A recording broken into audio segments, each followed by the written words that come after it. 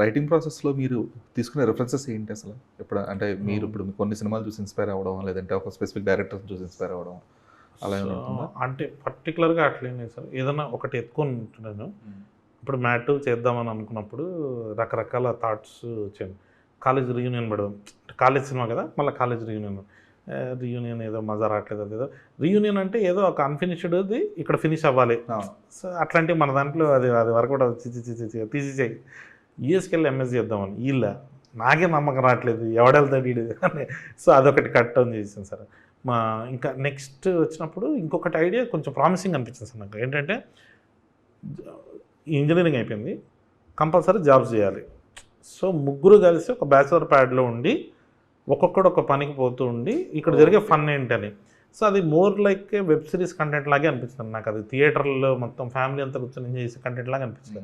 అప్పుడు నేను I came up with లడ్డుగడి పెళ్ళి. అది ఎట్లుంటుంది, ఒక పెళ్ళికి ఫ్రెండ్స్ని పిలవకుండా పెళ్ళి జరగదు, ఆ ఫ్రెండ్స్ రాకూడదని ఒకటి పెళ్లి చేసుకుంటుండే పాపం, దానికి వీళ్ళు పిల్లవాడి పేరెంట్ అనుకొచ్చి పెంట చేస్తే ఎట్లుంటుంది అని అనగానే మొత్తం మా టీం అంతా ఎగ్జైట్ అయిపోయారు. బాగుంది ఏదో వర్కౌట్ అవుతుందని. సో ఇంకా అక్కడి నుంచి ఫామ్ అయిపోయిందండి. అంటే జాతరత్నాలప్పుడు నాగేశ్వన్ గారు అనుదీప్ మెసేజ్ చేశారండి. అనుదీప్ నమ్మలే, నిజంగానే మహానటి తీసినట్టు చూసుకున్నట్టు అంటే తెలియదు కదండి, మనకెందుకు మెసేజ్ పెడతారండి. అనుదీప్ ఎప్పుడో చేసిన ఒక షార్ట్ ఫిల్మ్ అది చూసి ఆయన మెసేజ్ పెట్టాడు. సో అనుదీప్కి చెప్పాడు అనమాట మార్నింగ్, ఏం లేదండి నాకు మీ షార్ట్ ఫిల్మ్ చాలా ఇంట్రెస్టింగ్ అనిపించింది అప్పుడు, సో అలాగే ఒక నో బ్రెయినర్ ఏదైనా రాయండి అని చెప్తే అప్పుడు అనుదీప్ వచ్చాడు. అనుదీప్ వచ్చి మా అమ్మ ఇట్లా కామెడీ సినిమా కావాలనుకుంటూ, అప్పుడు ఫంకీ చేయాల్సిందండి సినిమా. అప్పుడు జాతర వందల కంటే ముందు ఫంకీ చేయాల్సింది, తను రాసేసుకున్న ఫినిష్ చేసిన స్క్రిప్ట్ అది.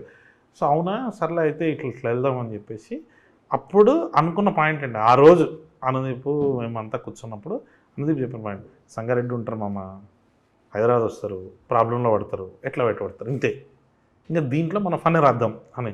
సో అది ఎందుకు లైన్ అట్లా ఉండిపోయినట్టుందండి. నేను కూడా అదే గోవాకు పోతారు మా అమ్మ, ప్రాబ్లంలో పడతారు, ఎట్లా పడతారు అన్నది.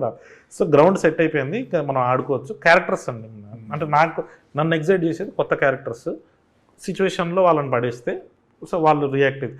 అంటే రెగ్యులర్ సీన్, విలన్ ఫోన్ చేస్తాడు, భయపెడతాడు, సిగ్నల్ రాకపోతే ఏంది, చిన్న టర్న్ చేస్తే మనం కొత్త సీన్ వస్తుంది. So give me the same thing but different అన్నది ఎక్కువ ఫాలో అవుతూ అట్లా చేసింది.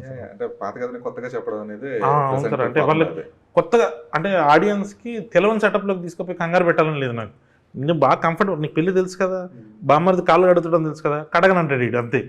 సో చిన్నది అట్లా ఒకటి అట్లా తిప్పామనుకోండి, అది వాడు వెళ్ళిపోతాడు పాపం ఆ దారిలోకి, వాడు ఆ పర్స్పెక్టివ్ని ఎంజాయ్ చేసే లోపు మీకు సీన్ హై అయిపోతుంది.